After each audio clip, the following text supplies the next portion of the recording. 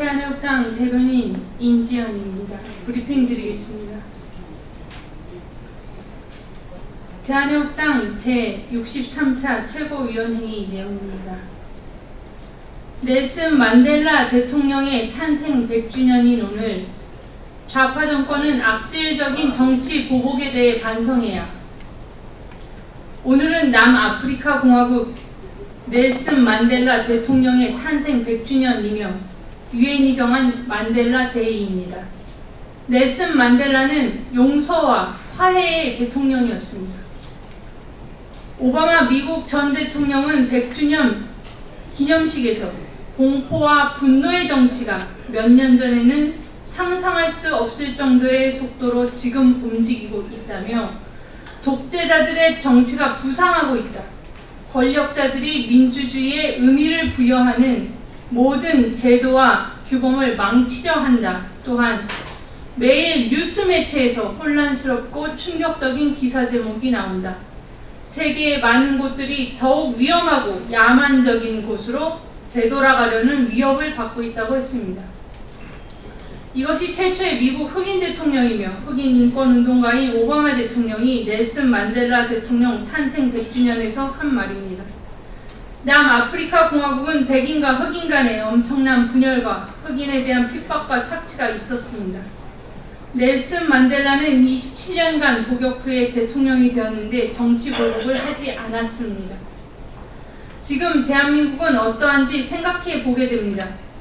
박근혜 대통령이 좌파들에게 많은 정치적인 압박과 탄압을 했는가?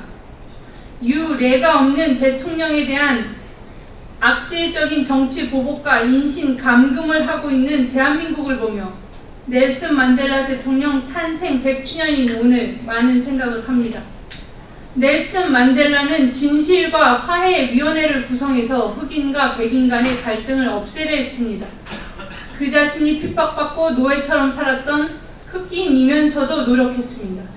하지만 문재인 좌파 정권은 적폐청산위원회를 구성해서 보수를 불태우고 괴멸시키려는 정치 보복과 악랄한 행동들을 하고 있습니다. 넬슨 만델라 대통령 탄생 100주년이 되는 오늘 작금의 좌파 정권의 횡포를 국민들이 아셔야 합니다. 다음 내용입니다.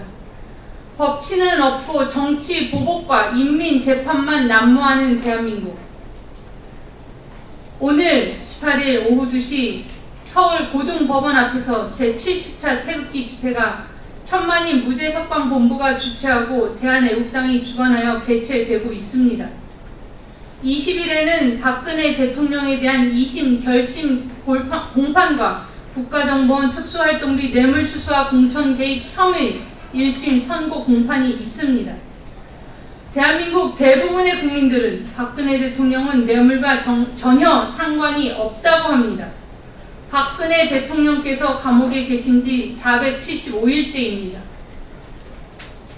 그들이 조사를 한 1년 3개월 동안 박근혜 대통령은 누구로부터 뇌물을 받았는지 증거가 하나도 없습니다. 뇌물을 준 사람도 없고 받은 사람도 없습니다. 그럼에도 박근혜 대통령은 1심에서 24년형을 선고를 받았습니다. 이것이 정치 보복입니다. 우리는 법치가 무너지는 상황을 목도하고 있습니다. 좌파들은 그들의 생각으로, 그들의 이념으로 대한민국을 지배하고 있습니다. 그러나 대한민국은 그렇게 간단한 나라가 아닙니다. 문재인 정권이 들어선 후 1년 3개월 만에 대한민국 경제는 참사 수준입니다. 4월 27일 판문점 선언을 시작으로 그들이 벌인 안보 쇼는 쇼로 끝났습니다. 쇼에 의해 대한민국의 안보 빗장만 열어주는 꼴이 되었습니다. 대한애국당이 말했던 안보 참사, 경제 참사, 외교 참사, 사법 참사가 다 현실로 나타나고 있습니다. 안타깝게도 대한애국당이 옳았습니다. 좌파들의 밑바닥을 다 본 것입니다. 애국 국민들과 대한애국당 당원 동지분들은 힘들더라도 우리가 옳았고 우리가 희망이고 우리가 미래를 만든다는 자신감을 갖고 임해주시기 바랍니다. 다음 내용입니다. 최저임금 1만원 공약 못 지켰다고 민노총에 사과하는 대통령. 최저임금이 전반적으로 영향을 미쳐 경제를 어렵게 만든 요인이 되었습니다. 문재인 좌파 정권이 들어와서 좌파 포퓰리즘 정책을 펼쳤고 그 중에서 가장 경제에 치명타를 준 것이 최저임금 인상입니다. 1차 16.4%, 2차 10.9%로 기본급에서 시작하면 29% 정도가 인상된 것입니다. 문재인 대통령은 지난 16일 수석보좌관 회의에서 2020년 최저임금 1만원 공약 이행이 어려워졌다고 사과했습니다. 이것은 사과가 아닙니다. 경제를 망치고서 대한민국 국민에게 대해 하는 사과가 아니라 오로지 민노총을 위한 사과였습니다.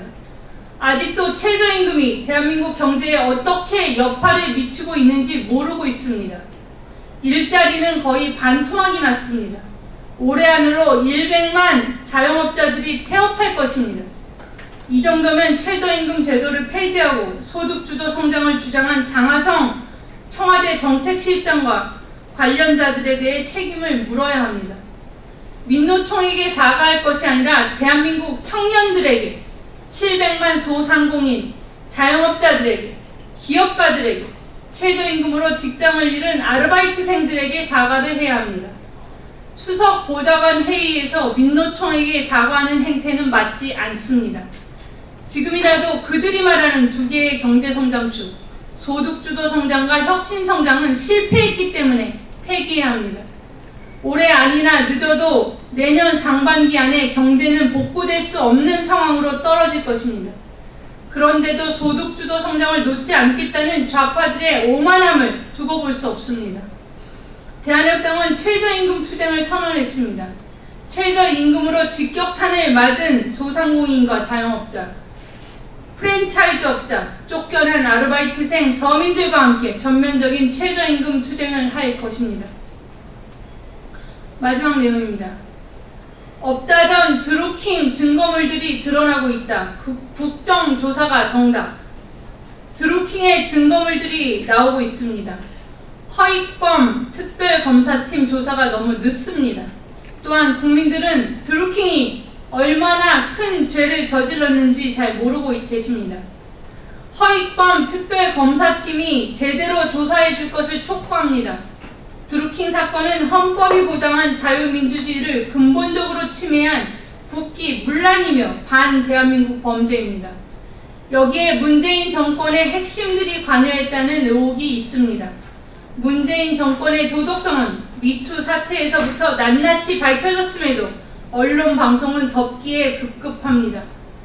드루킹 사건이 용두사미가 되지 않기를 바랍니다.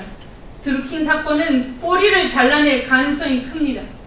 대한협당은 다시 한번 드루킹 댓글 공작과 관련한 국정조사를 촉구합니다.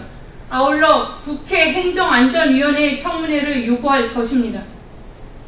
2018년 7월 18일 대한애국당 대변인 임지연이었습니다.